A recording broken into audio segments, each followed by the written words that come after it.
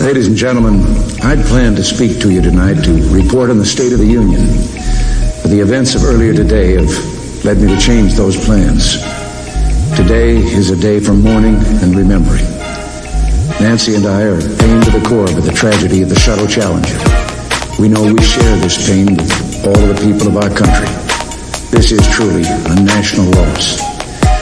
19 years ago, almost to the day, we lost 3 astronauts in a terrible accident on the ground.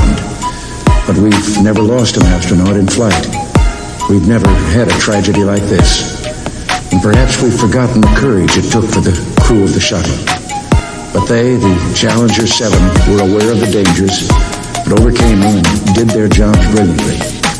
We mourn 7 heroes: Michael Smith, Dick Scobie, Judith Resnick, Ronald McNair, Ellison Onizuka, Gregory Jarvis, and Krista McAuliffe. We mourn their loss as a nation together. The families of the 7, we cannot bear, as you do, the full impact of this tragedy. But we feel the loss, and we're thinking about you so very much. Your loved ones were daring and brave, and they had that special grace, that special spirit that says, give me a challenge, and I'll meet it with joy. They had a hunger to explore the universe and discover its truths. They wished to serve, and they did. They served all of us. We've grown used to wonders in this century. It's hard to dazzle us.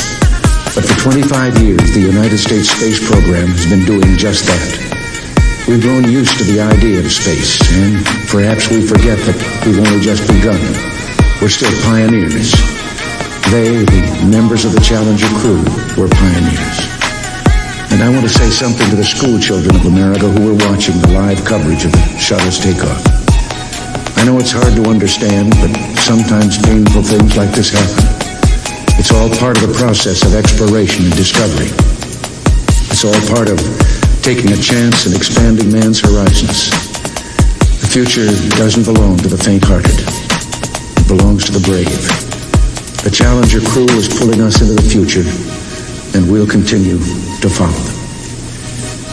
I've always had great faith in and respect for our space program, and what happened today does nothing to diminish it. We don't hide our space program. We don't keep secrets and cover things up. We do it all up front and in public. That's the way freedom is, and we wouldn't change it for a minute. We'll continue our quest in space. There will be more shuttle flights and more shuttle crews, and yes, more volunteers, more civilians, more teachers in space. Nothing ends here. Our hopes and our journeys continue. I want to add that I wish I could talk to every man and woman who works for NASA or who worked on this mission and tell them your dedication and professionalism have moved and impressed us for decades, and we know of your anguish. We share it. There's a coincidence today. On this day 390 years ago, the great explorer Sir Francis Drake died aboard ship off the coast of Panama. In his lifetime, the great frontiers were the oceans, and a historian later said he lived by the sea, died on it, and was buried in it. Well, today, we can say of the Challenger crew, their dedication was, like Drake's, complete. The crew of the Space Shuttle Challenger honored us for the manner in which they lived their lives. We will never forget them, nor the last time we saw them this morning, as they prepared for their journey and waved goodbye, and slipped the surly bonds of Earth to touch the face of God. Thank you.